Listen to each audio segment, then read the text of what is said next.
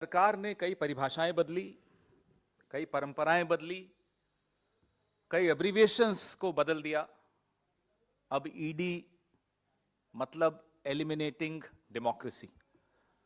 मेरे वरिष्ठ सहयोगी जयराम रमेश जी कहते हैं एक्सटर्मिनेटिंग डेमोक्रेसी।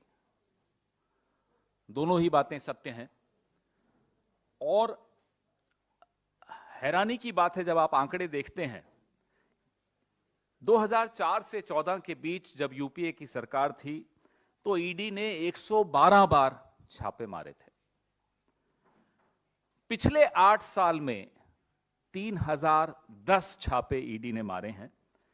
और सिर्फ राजनीतिक दलों को और राजनेताओं की लिस्ट को अगर आप सामने रखेंगे तो 95% छापे विपक्ष पर ईडी ने डाले हैं। नेशनल हेरल्ड, आपको सबको मालूम है, रेड हुई थी। राहुल गांधी जी से 50 घंटे तक ईडी ने पूछताछ की थी, शायद 55 घंटे की पूछताछ थी।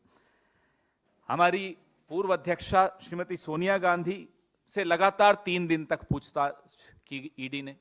हमारे वर्तमान अध्यक्ष मल्लिकार्जुन खड़गे जी के से भी पूछताछ हुई, 7-8 घंटे की पूछताछ उनसे हुई। और अब छत्तीसगढ़ में आज सुबह से लगातार रेड्स चल रही हैं। भारत जोड़ो यात्रा की सफलता से तो बौखलाए हुए हैं ही प्रधानमंत्री जी और उनकी पार्टी। हमारा महाअधिवेशन भी वहां होने वाला है, ये आप सब जानते हैं। वरिष्ठ नेताओं पर, हमारे ट्रेजरर पर, हमारे कुछ एमएलएस पर, कुछ निगम के चेयरमैन पर, एक प्रवक्ता पर, इन सब के यहां आज सुबह से रेड डाली जा रही है। मैं नाम भी बता देता हूं। हमारे कोषाध्यक्ष हैं रामगोपाल अग्रवाल जी, हमारे भिलाई के युवा विधायक देवेंद्र यादव जी, गिरीश देवांगन एक निगम के चेयरमैन हैं, आरपी सिंह एक प्रवक्ता हैं, विनोद तिवारी हैं और सनी अग्रवाल ये भी एक निगम के चेयरमैन हैं। इनके कार्यालयों पर, इनके निवासों पर सुबह से ईडी की कार्रवाई चल रही है। मैं आपको पार्टीवार एक कुछ जानकारी देना चाहता हूं। 2014 से अगर अपन शुरू करें, कांग्रेस पे 24 बार, अलग अलग नेताओं पर कांग्रेस में 24 बार रेड हुई ईडी की। वहीं टीएमसी पर 19 बार हुई, एनसीपी पर 11 बार हुई, शिवसेना पर 8 बार हुई, DMK 6, RJD 5, BSP 5, BSP 5, TDP 5, INLD 3, वाईएसआईआरपी 3, CPM 2, NC 2, PDP 2, AIADMK 1, MNS 1, SBSP 1। मैं आपको हेमंता बिस्वा शर्मा के बारे में कुछ याद दिलाना चाहता हूं। आपको याद होगा एक व्हाइट पेपर, ब्लैक पेपर, अलग अलग रंग के पेपर भारतीय जनता पार्टी निकाल रही थी। साहब ये नारदा स्कैम, शारदा स्कैम, इन सब में शामिल है। 2014-15 में शारदा चिटफंड को लेकर इनके यहां सीबीआई ने रेड भी की थी। आज Himanta Biswa Sarma Fair and Lovely बन के निकले हुए हैं, मुख्यमंत्री हैं।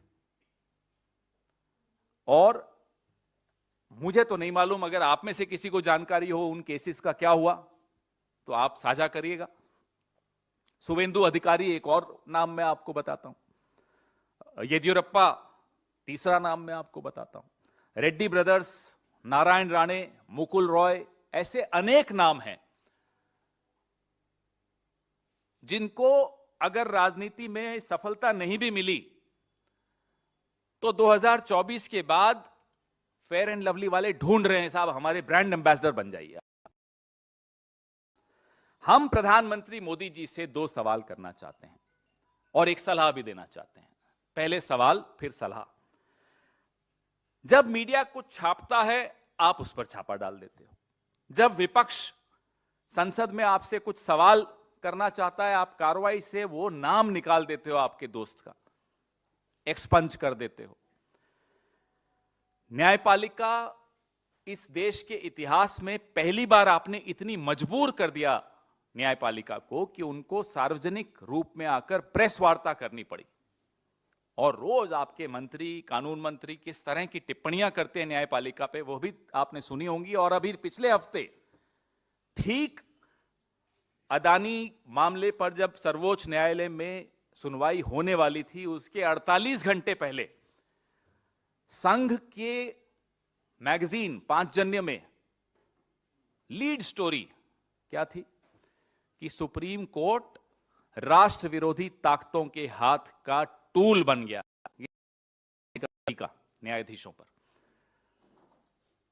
परसों अदानी मामले की सुनवाई होनी है और आज अखबार छाप रहा है, संघ का अखबार, संघ की मैगजीन पांचजन्य छाप रहा है, और वो संघ जो खुद पंजीकृत नहीं है वो कह रहा है कि देश का सर्वोच्च न्यायालय राष्ट्र विरोधी ताकतों के हाथ में टूल बन गया।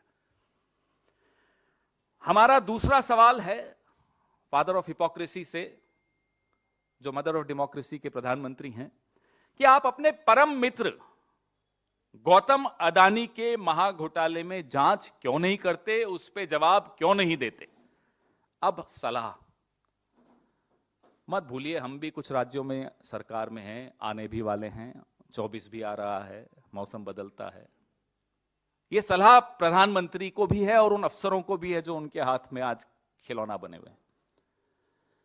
हमारी शराफत को हमारा गहना मानो, हमारी कमजोरी मत मानो।